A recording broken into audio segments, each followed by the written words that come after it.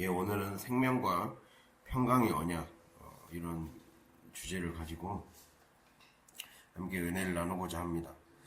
우리가 어제는 사자를 하면서 하나님은 지금 이 말라기의 말라기의 청자, 그러니까 그 말라기를 쓴 대상, 말하고 있는 대상은 특별히 백성 중에서도 제사장들을 대상으로 지금 이 말씀을 하고 있다고 말씀드렸습니다. 제사장이면 기름 부음을 받잖아요. 기름 부음을 받아서 너희에게 기름을 붓고 너희에게 말씀을 맡은 자로서 언약을 준 것은 그 언약이 너희에게 막 삶에서 자꾸 지시하고 명령하고 또 기름을 부어주는 것은 바로 4절 끝에 언약이 항상 있게 하려 함이라 이렇게 나와 있죠. 언약이 이것은 풀이하자면 언약은 일종의 울타리에 가깝습니다. 우리를 살리는 울타리. 내가 사는 울타리 안에 있게 하시려는 하나님의 뜻이라는 거죠. 그래서 나는 너를 안전한 울타리 안에 있게 하고 싶다라는 하나님의 마음이 담겨 있어요. 그래서 늘 불안과 염려, 죽음과 상처, 아픔, 슬픔들로 인해 안전하지 못한 곳에서 사실 우리는 탈출해야 된다는 거죠. 그것을 말씀하고 있습니다. 우리가 성경에서 가장 중요한, 그러니까 이스라엘 백성의 정체성을 형성하는데 가장 중요한 성경이 바로 출애굽기예요. 출애굽기, 우리가 흔히 막 성경이 이제 순서대로 돼 있으니까 순서대로 되면 창세기가 먼저 만들어졌을 거라고 생각하는데 사실 출애굽기가 먼저 만들어졌어요. 출애굽기가 먼저 만들어져서 출애굽기를 바탕으로 이제 나중에 그게 창세기가 나중에 지어지거든요.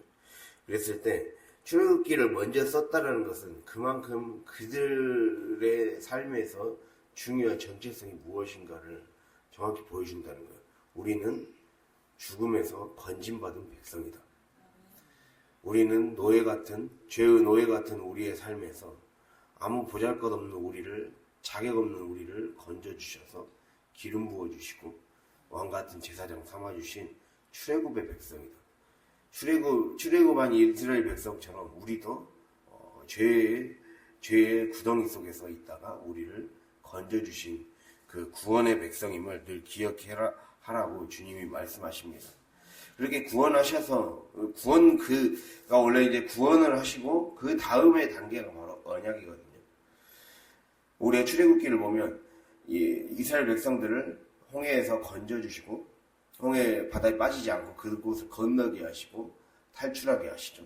그래서 애굽 이집트를 벗어나게 하십니다. 그렇게 하면서 광야로 데려오시면서 시내산에서 바로 했던 게 십계명과 함께 이제 언약 너희를 책임지겠다라는 언약 백성이 되게 하십니다. 그래서 이 언약 안에는 말씀이 들어있고 이 말씀에 순종하면 너희에게 복을 주고 그 은혜를 누리게 해주겠다. 그걸 한마디로 얘기하자면 오늘 말씀처럼 생명과 평강의 언약이라는 거예요. 언약의 핵심 목적, 그것이 바로 생명과 평강의 언약이라는 겁니다. 이거를 오늘 말씀하고 있어요. 자, 이걸 한 구절 한 구절 뜯어서 우리가 살펴보면 생명의 언약이라는 거죠. 먼저 생명이라는 건 히브리어로 하임이라고 그래요. 하임이라고 그래서 굳이 이제 이 생명은 어떻게 표현하면 되냐면 로마서 5장 보면 그 예수 그리스도 안에서 또는 예수 그리스도를 통해 우리가 왕노릇을 한다 이런 표현이 있습니다. 왕노릇한다라는 의미로 생각해 볼 수가 있습니다. 즉 주님과 함께 왕노릇하는 거죠. 우리가 이 로마서 말씀을 보면서 한번 살펴볼까요? 로마서 5장 17절 말씀입니다.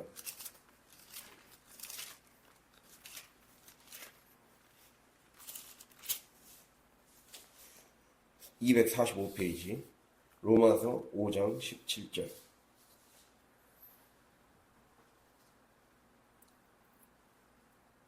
로마서 5장 17절 같이 읽겠습니다. 한 사람의 범죄로 말미암아 사망이 그 한 사람을 통하여 왕노릇하였은지 더욱 은혜와 의의 선물을 넘치게 받은 자들은 한 분 예수 그리스도를 통하여 생명 안에서 왕노릇하리로다. 아멘. 한 분 예수 그리스도를 통해야 우리는 생명 안에서 왕노릇할 수 있다. 이렇게 지금 말씀하고 있죠. 생명 안에서. 이걸 이제 영어로 표현하면 reign in life거든요. 우리의 삶을 내가 내 생명, 여기서 말하는 생명은 나의 일상생활을 말하는 거예요. 나의 일상생활 안에서 하나님이 왕이 되셨다. 예수 그리스도가 왕이 되시는 거. 그럼 예수 그리스도가 왕이 되신다는 것은 성령이 내 안에 들어오는 거잖아요. 성령은 우리 안에 계시기 때문에 내 안에 성령이 계실 때 주님이 우리에게 명령하신 게 처음에 창조하시고 나서 인간들을 창조하시고 나서 그들에게 명령하신 게 무엇이었습니까? 그 명령의 핵심이 바로 다스리고 정복하라였죠. 다스리고 정복함을 통해 생육하고 번성하라라고 그랬어요. 우리가 이게 중요하거든요. 내가 너희에게 복주고 복주겠다라고 했을 때 그냥 우리는 수동적인 입장만이 되는 것이 아니라는 것을 깨달아야 됩니다. 생육하라, 번성하라 이렇게 했어요. 명령이에요. 명령이에요. 그러니까 복의 핵심은 생육과 번성이잖아요. 생육이라는 거는 열매를 많이 맺는 거예요. 그리고 번성은 그 열매가 더 많아지는 거예요. 더 증대시켜요. 그냥 열매를 한때 조금 피다 마는 게 아니라 계속해서 그 열매를 증대시켜서 그 열매가 대대손손 이어질 수 있도록 열매의 대를 이으라는 거죠. 그게 바로 생육과 번성입니다. 생육하라 번성하라 그랬어요. 내가 너를 생육하게 도와주겠다. 생육하게 해줄 테니 가만히 있어라 이게 아니라 하나님이 우리에게 인간들에게 명령하셨어요. 생육하라 번성하라. 이 말 속에는 우리 안에 내가 예수 안에만 제대로 머물러 있으면 생육과 번성을 할 수 있는 생산력이 내 안에 있다는 거죠. 내 안에 하나님 주겠다라는 거죠.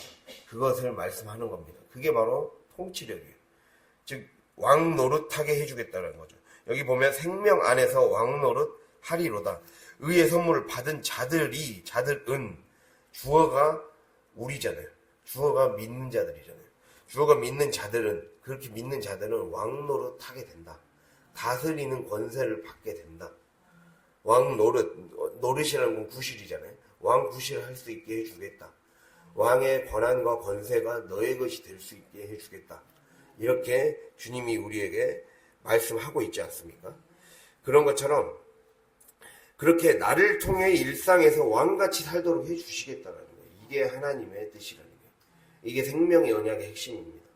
너의 삶 속에서 일상 속에서 왕같이 살도록 해주겠다. 왕같이 살 권세를 주겠다. 그런 것을 우리에게 분명하게 말씀하고 있습니다. 그래서 하나님이 내 생활 속에서 오셔서 다스리는 것. 더 나아가서 내 안에 계신 성령님이 나를 통해서 일상에서 왕같이 살도록 하시는 것. 이게 바로 생명의 언약의 핵심입니다. 그래서 다스리고 정복하는 거죠.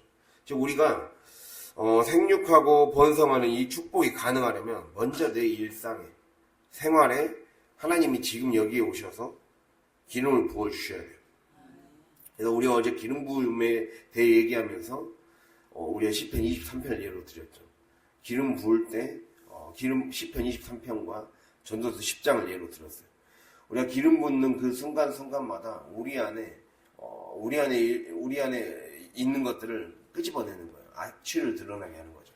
악취를 드러나게 함으로써 우리 안에 문제들을 드러나게 함으로써 그것들을 넘어설 수 있도록 주님이 보여주시고 그것 때문에 악취가 나고 그 악취를 그대로 고인죄로 방치하게 않도록 주님 우리를 이끌어 주신다는 것을 말씀드렸습니다. 즉 무늬만 제사장이 되어서는 안 되잖아요. 우리는 이제는 무늬만 제사장, 명목만 껍데기만 제사장이 아니라 진짜 기름 부음 받아서 하나님 나라를 세워가는 하나님의 사람이 되어야 된다는 거죠. 그래서 제가 계속 말라기를 하면서 얘기 드리지만 어떤 목사만 제사장이 아니라 우리 여러분 한 명 한 명이 하나님의 제사장으로 세움 받았다는 것을 반드시 기억하고 그 사람 어떠한 마인드와 생각과 그 태도로 살아가야 되는 거야. 내가 그렇게 살아가지 못했고 그거를 내 안에서 깊숙이 의식 속에 뿌리박게 하기 위해 얼마나 치열하게 내 말과 행동과 생각에 올인하는가, 바꾸는 것. 삶의 습관까지 바꾸려고 얼마나 노력하는가. 그거를 우리가 봐야 된다는 거예요. 껍데기만 달고 다니지 않도록 최선을 다해야 된다는 걸 기억할 수 있기를 바랍니다. 그리고 이 생명은 그래서 두 가지로 생명의 언약은 두 가지로 뜻이 될 수 있는데, 방금 전까지 말한 게 바로 내 일상생활 안에서 하나님이 통치하시는 것. 내 일상생활 안에서 하나님이 통치하기 시작하면 내 안에 성령이 임하기 시작하니까, 결국에는 성령이 나를 이끌어 가시니까 진정한 왕 노릇을 내가 할 수 있게 된다는 거예요. 우리가 방금 로마서 5장이 그 얘기에 믿는 자들이 왕 노릇 한다는 거예요. 내 안에 오셔서, 하나님은 내 안에 어떤 조종자가 아니에요. 날 이렇게 해라 저렇게 해라 무조건 주는 자가 아니라 삶의 영감을 주시면서 말씀을 하시면서 그 키는 그것의 행동 실제로 하는 거는 나에게 맡기셨어요. 내가 어떻게 말을 하고 행동을 하느냐에 따라 그 왕 노릇이 제대로 될 수가 있는 거예요. 왕의 신분을 줘놓고 왕답지 못하게 살면 왕에서 쫓겨나잖아요. 이거는 비단 우리의 대통령이 그렇게 탄핵되고 쫓겨나는 것뿐만 아니라 조선 역사에서 다 있었어요. 왕이 제대로 그 정치를 제대로 하지 못하면, 이걸 왕도 정치라 그러거든요. 왕도대로 제대로 항하지 않으면 연산군이나 광해군처럼 쫓겨났잖아요. 쫓겨나고 폐위되고 다시 새로운 왕을 세웠잖아요. 그런 것처럼 늘 있었던 역사예요. 우리나라의 역사에서도. 주님이 우리 왕 같은 제사장, 즉 왕의 직책을 갖고 왕의 권세와 권한을 줬다는 거. 이걸 상상을 크게 하셔야 돼요. 그냥 그런가 보다 하면 안 돼요. 내가 마음만 먹으면 그렇게 쓸 수 있다는 것을 기억해야 됩니다. 그래서 우리가 이거를 붙잡아야 돼요. 끝까지 붙잡고 키워야 돼요. 처음에는 씨를 주신 거예요. 이 씨를 키워서 열매를 맺기까지. 그 열매를 맺기까지 우리가 최선을 다해야 되지 않을 것 같았던 이 황무지 같았던 우리 가정에, 우리 땅에, 우리 교회에 하나님이 마침내 열매를 맺게 하시고 교회가 크게 하시고 부흥게 하시고 우리 가정이 거부가 되게 하시는구나. 이거를 내가 그냥 가만히 있다고 되는 것이 아니라는 것을 반드시 기억할 수 있기를 바랍니다. 그래서 왕이 대통령이 어떻게 놀아가느냐에 따라 달려있어요. 지금 막 한일 정상회담 하자마자 바로 3박 6일의 일정으로 미국으로 바로 넘어가서 하고 있잖아요. 이 나라를 살리기 위해, 나라를 조금이라도 손해보지 않기 위해 얼마나 불철주의 애를 씁니까? 대통령도 국민으로부터 좋은 평가를 얻고 좋은 점수를 얻고 나라를 부강하게 만들기 위해 얼마나 애를 쓰고 전략적으로 행합니까? 우리가 전략적으로 행해야 돼요. 마귀는 그 전략을 안 통하게 전략을 생각하지 않고 그냥 기존대로 살게 하려고, 나를 방치된 존재로 살게 하려고 계속 그 생각의 패턴 가운데 빠지게 만든다니까요. 마귀는 그냥 기존의 생각의 패턴, 습관의 패턴 안에 큰 위기의식과 문제의식을 못 느끼게 만들어서 그냥 머무르게 만들어요. 그게 위험한 거예요. 자꾸 그렇게 되면, 이게 계속 되다 보면 결국에는 하나님은 손해보지 않기 때문에 그 교회가 그렇게 깨어있지 못하면 다른 교회로 촛대로 옮기신다는 거예요. 여러분, 촛대로 옮긴다는 거는 무서운 겁니다. 임재가 떠나가는 거예요. 그래서 기억할 수 있기를 바랍니다. 우리가 마음에 새길 수 있는 시간이 될 수 있기를 바랍니다. 그렇게 내 일상생활 속에서 왕노릇하게 되는 게 생명의 언약이고, 또 하나는 영생입니다. 영생. 생명의 언약은 바로 영생입니다. 즉 나의 일상생활에 그렇게 왕노릇하다 보면 결국에는 성령이 왕노릇한다는 것은 한마디로 영생의 삶을 사는 거예요. 영생은 죽어서 천국 가는 것만이 영생이 아니라 지금 내가 다른 시간의 차원, 즉 여러분, 시간의 천국이 있고 공간의 천국이 있는 거예요. 쉽게 말하면 먼저 우리의 삶에는 시간의 천국이 먼저 오는 거예요. 여기서 말하는 시간의 천국은 다른 차원의 시간을 사는 거예요. 다른 차원의 시간을 사는 거. 즉 4차원의 시간을 사는 거죠. 그래서 4차원의 영성을 얘기 드린 겁니다. 다른 전혀 똑같은 공간 안에, 똑같은 황무지 같은 공간 안에서도, 똑같은 감옥이라는 공간 안에서도 요셉은 꿈을 꿨어요. 4차원의 꿈을 꾼 거죠. 그러니까 하나님이 총리로 쓰시잖아요. 내가 어떤 마음을 먹느냐에 따라 다른 시간의 차원을 살 수가 있는 거예요. 그것을 주님이 우리에게 말씀하고 있어요. 기독교는 그 영성을 가르쳐요. 황무지의 가운데서 이 사막 같은 곳을, 광야 같은 곳을 강이 흐르고 꽃이 피게 하고 그곳에 길이 나게 하는 영성, 그거를 가르쳐 주는 게 기독교 영성이에요. 그걸 알려주는 거예요. 너의 지금 황무지 같은 곳을 개척하라. 그래서 기독교 신앙의 핵심은 황무지를 개간하라. 내 내면에 있는 황무지를 개간하라. 이게 핵심이에요. 기억하길 바랍니다. 그러니까 내 자꾸 왜 이렇게 팍팍한가? 왜 이렇게 내 환경은 팍팍한가? 왜 이렇게 내 여건은 나아지지 않는가? 여건을 바꾸라고 하나님이 그 환경을 주신 거예요. 너희에게는 바꿀 수 있는 역량이 있다는 거예요. 그 정도의 선진국의 역량이 있다는 거예요. 우리나라가 기술이 얼마나 좋으니까 사우디나 이런 데 가서, 이라크 이런 데 가서 대부분의 건설사들이 그 사막 같은 곳에 좋은 호텔도 짓고 그랬잖아요. 이 아랍에미리트 이런 데 삼성에서 그 세계에서 가장 7성급 호텔도 삼성에서 지어줬다고 하잖아요. 그 사막 같은 곳을 완전히 그 미국 라스베가스보다 더 화려한 곳으로 바꿔버렸잖아요, 지금이. 그걸 보면은 할 수 있다는 거예요. 인간의 문명도 그렇게 해냈는데, 하나님을 믿는 사람들이 그걸 하나를 못 바꿔내겠습니까? 그 자신감을 가져야 돼요. 그것을 주님이 우리에게 말씀하고 있습니다. 그래서 정확히 말하면 영생이란 것, 나의 일상에 성령이 침노하는, 성령 하나님이 침노하는 영역들이 더 넓어지는 것. 그게 영생이죠.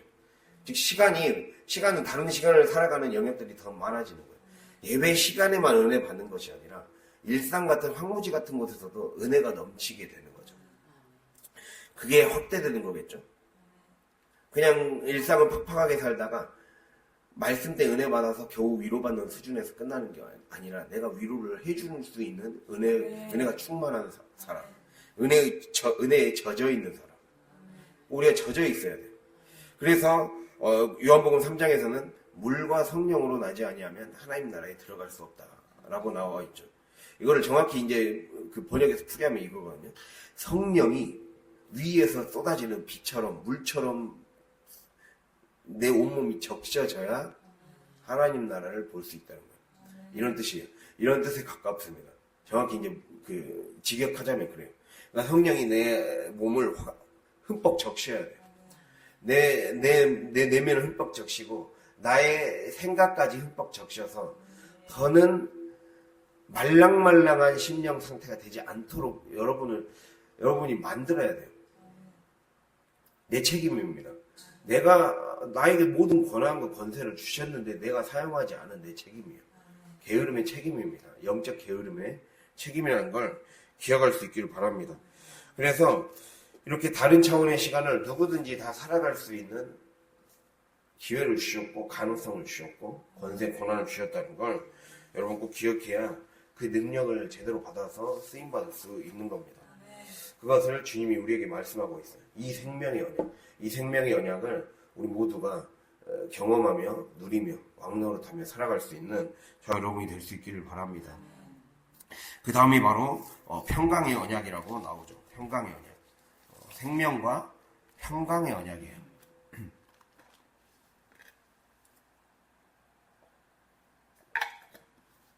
평강은 샬롬입니다. 샬롬. 우리가 샬롬이라는 말을 많이 들어보죠.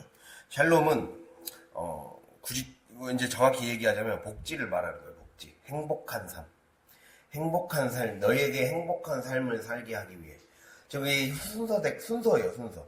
내 안에 예수 그리스도께서 하나님께서 나를 통치하시고 다스리시고 성령이 내 안에 오셔서 주인 되셔서 내 안을 흠뻑 접시기 시작하면 그 안에 이제 주님이 주신 권세와 권한으로 그 황무지 같은 삶을 천국으로 바꿀 수 있는 능력이 발휘되는 거죠.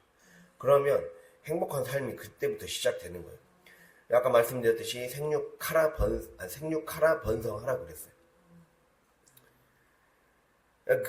내 삶에 이제 예수의 생명이 들어오기 시작하니까 결국에는 부지런히 우리의 삶을 갖고 나가기 시작하는 거죠. 갖고 나가야 되는 겁니다. 그 갖고 나감을 통해 행복한 삶이 시작되는 거예요. 그래서 샬롬은 행복한 삶입니다.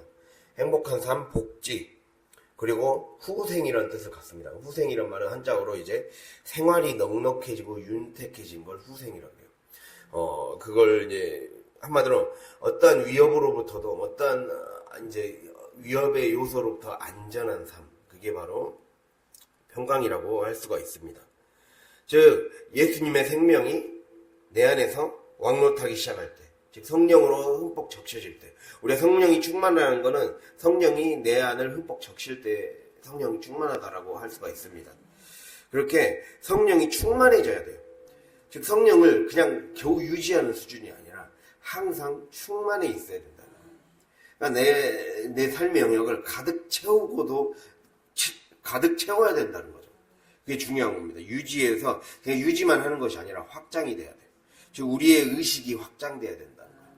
의식이 확장.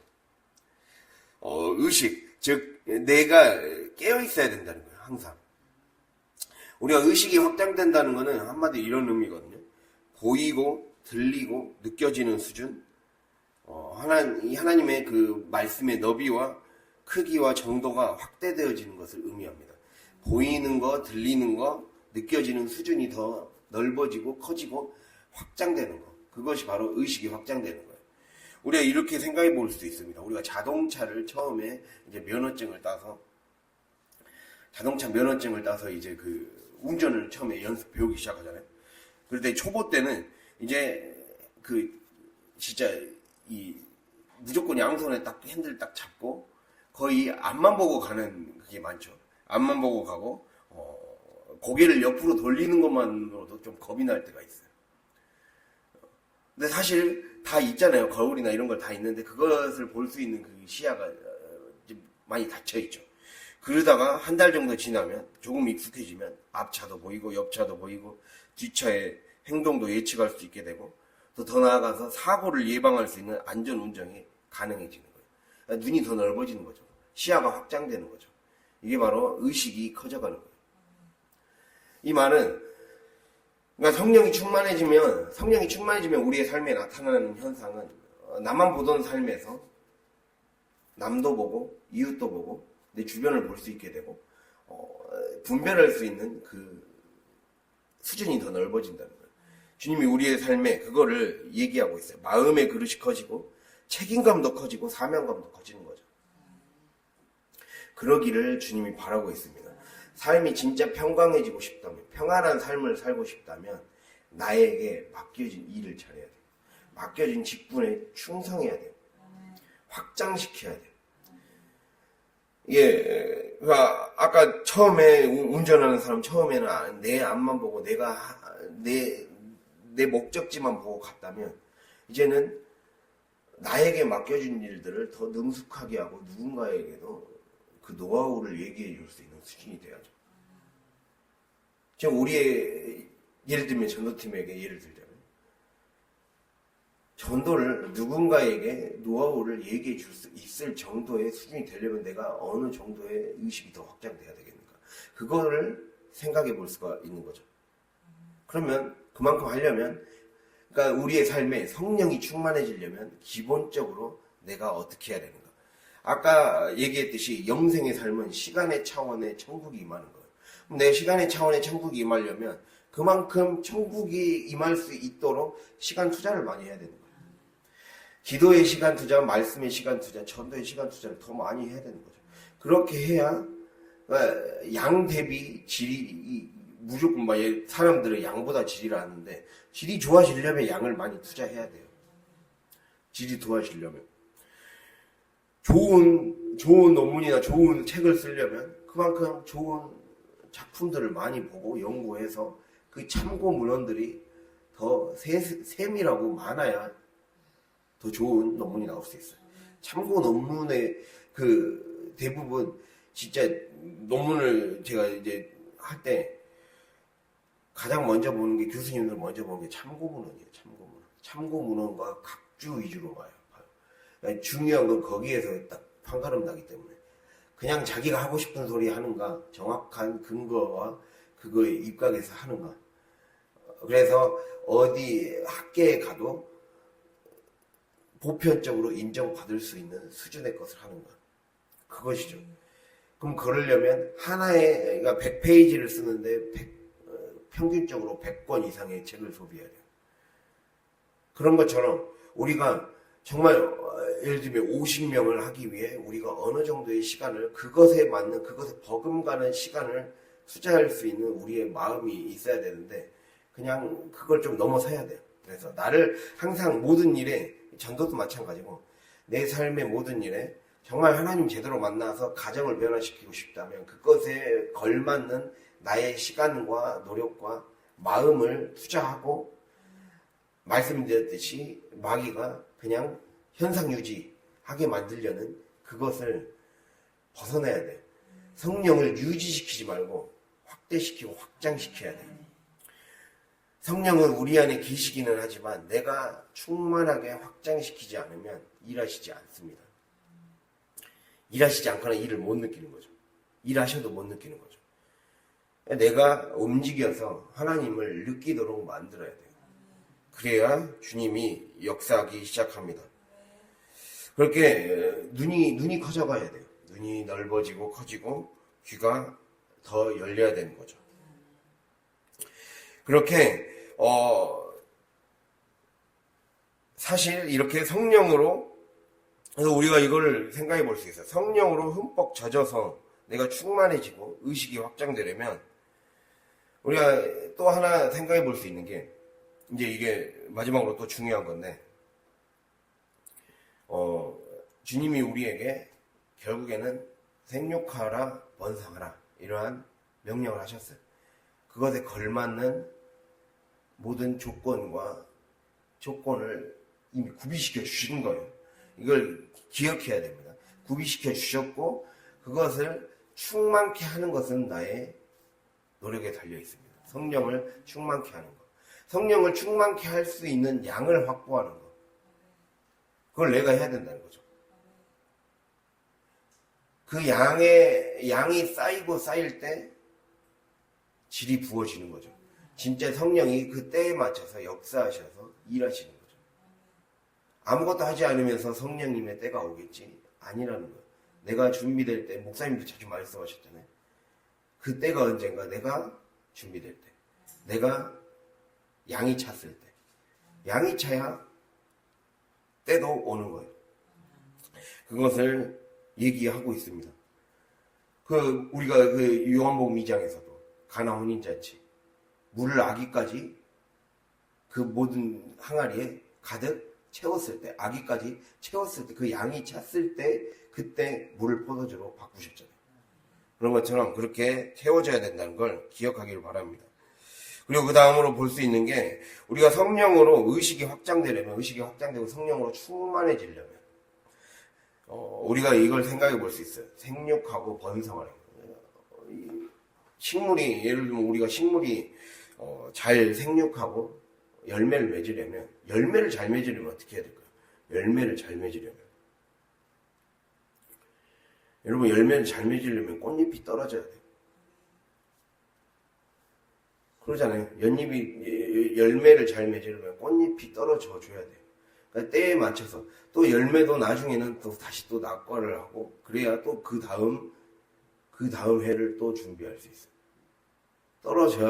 내 힘이 떨어져야 될 때 떨어져야 돼요. 내 고집이 떨어져야 될 때 떨어져야 돼요. 내 생각이 떨어져야 될 때 떨어지지 않으면, 그러니까 그 말 하려고요. 내 힘이, 꽃잎이 떨어지지 않으면, 낙화하지 않으면 열매의 단계로 나아갈 수가 없다는 거예요. 더 추해져요. 더 추해지는 거예요. 꽃잎이 그냥 시들시들한데 떨어지지 않은 채로 그 있는 나무의 모습이 얼마나 그것만큼 보기 안 좋은 게 없습니까? 그런 것처럼 우리 삶이 꽃잎이 떨어져야 열매를 맺는다는 것은 식물이 수정한 후, 그러니까 우리의 삶에, 그 꽃이 진 후에 씨앗을 품은 열매가 맺히는 식물의 자연스러운 생장 과정이 그렇게 되어 있잖아요. 즉, 열매를 맺기 전에 전 단계가 무엇입니까? 꽃이 지는 것은 더 이상 번식이 필요하지 않은 꽃잎을 떨어뜨려야 되는 거예요. 떨어뜨리고 새로운 생명을 잉태해야 되는 거죠. 식물은 싹을 틔우고 잎을 만들며 곤충을 유인해서 번식하기 위해 아름다운 꽃을 피웁니다. 근데 이제 그 다음에 꽃에 수분이 일어나잖아요. 수정이 일어나고 식물은 씨앗을 품고 자라서 열매를 맺습니다. 근데 꽃이 지고 열매가 이렇게 맺히기 위해서는 더 이상 필요 없는 꽃잎이 떨어져야 되는 거죠. 꽃잎이 죽어야 되는 거예요. 꽃잎이 중요한 게 아니잖아요. 꽃잎은 잠깐의 아름다움이고 잠시 잠깐의 사람들이 붙잡는 좋아 보이는 것이잖아요. 그러나 결국에는 이게 떨어져야 돼요. 이걸 탈리 현상이라고 해요. 탈리 현상. 떨어져 나가는 거죠. 그러니까 이때 식물이 이게 탈리 현상이래. 이걸 식물에서 탈리 현상이라고 해서 식물이 성장 억제 호르몬 따위의 산을 분비시킵니다. 호르몬이 이제 변화되는 거죠. 호르몬이 변하기 시작하면 잎과 꽃과 씨와 열매 따위를 떨어뜨리는 단계가 온다는 거예요. 그러니까 주님이 우리의 삶에 계속해서 신호를 주시기 시작해요. 그러니까 마치 신체도 이제 나이 먹기 시작하면 점점 호르몬이 변하기 시작하고 그때부터 이제 좀 육체의 힘도 빠지기 시작하고 점점 더 변화되기 시작하잖아요. 그런 것처럼 식물도 비슷하다는 거예요. 우리의 삶에도 마찬가지예요. 영적인 삶에도 하나님이 이제 더 큰 성장을 하기 위해 우리의 힘을 더 빠뜨리게 만들기 위해 하나님의 힘이 더 강하게 만들게 하기 위해 그렇게 해야 생육하고 번성할 수 있으니까 이게 나에게 계속해서 신호를 주시는 거예요. 지금 빨리 떼야 된다. 그 꽃잎이 떨어져야 된다. 그것이 죽지 않으면 열매를 못 맺어서 계속해서 썩어버린다. 죽으면 많은 열매를 맺느니라. 하늘의 밀이 땅에 떨어져 죽으면 많은 열매를 맺는다 그랬잖아요. 그런 것처럼 이렇게 반드시 이게 떨어져 줘야 열매를 맺는다는 거예요. 그래서 꽃잎이 떨어진 자리에 열매가 맺히고 열매 속에 있는 그 씨앗이 퍼져나가서 다음 세대까지 번식할 수 있다는 거예요.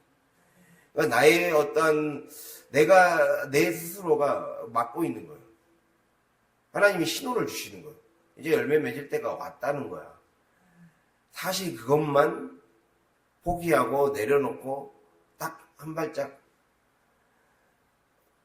발짝만 내딛어서 하나님의 축복을 맞이하기 위한 열매를 맞이하기 위한 첫 열매를 제대로 맞이하기 위한 그 순간을 맞이하기 위해 필요한 거는 떨궈낼 걸 떨궈내야 되는데 그걸 못 떨궈내고 계속 머물고 있다는 거예요. 너무 많이 머물고 있어요. 그럼 나중에 썩어버려요. 고여버린다는 거예요. 그것을 우리에게 말씀하고 있습니다. 근데 그 열매 속에 씨앗이 있잖아요. 사실은 열매 속에 씨앗이 있잖아요. 내가 열매를 맺어야 내 자녀도 거기 안에서 다시 나무가 되어서 자라날 수 있는 거예요. 내가 열매를 맺어야 돼요. 내 자녀 잘 되게 해주세요가 아니라 내가 열매를 맺어야 그 다음에 대가 이어진다니까요. 그것을 주님이 우리의 삶에 말씀하고 있어요. 그래서 우리 한 명 한 명이 중요한 겁니다. 내 한 명 한 명이 열매를 맺고 자라나고 씨앗이 퍼져나가서 다음 세대로 번식하는 그 꿈을 꿔야 된다는 거예요. 그래서 제가 고등학교 때 배운 시인데 이형기 시인의 낙화라는 시도 있어요. 가야 할 때가 언제인가를 분명히 알고 가는 이의 뒷모습은 얼마나 아름다운가. 그 시도 있어요. 예. 그 시 들어봤죠? 꽃이 떨어져야 열매로 이어집니다. 그래서 죽어야. 버릴 것을 버려야. 힘을 뺄 것을 빼야. 생육과 번성을 위한 더 높은 단계로 나아갈 수 있다는 겁니다. 그래서 우리가 이걸 기억하면서 오늘 말씀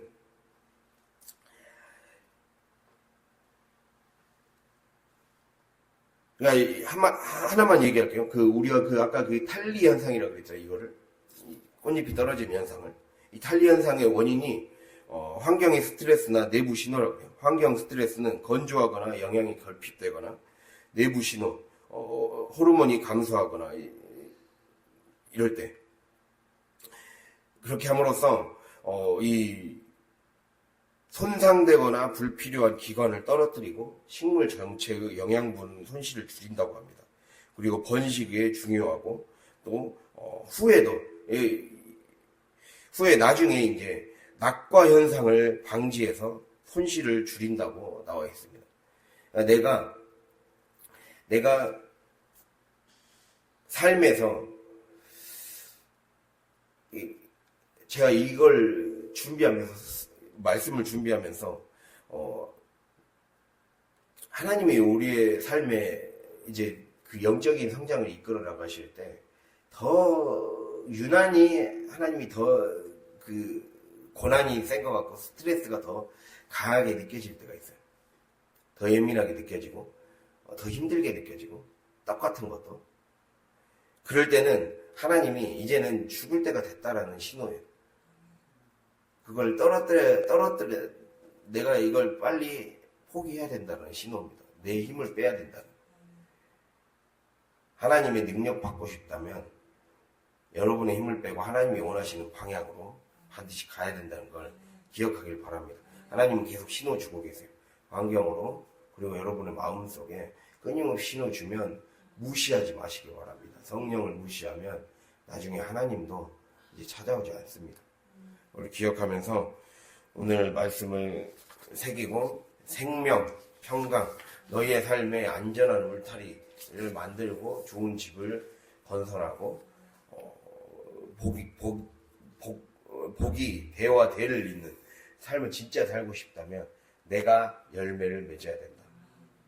내가 열매를 맺기 위해 빨리 죽어야 된다.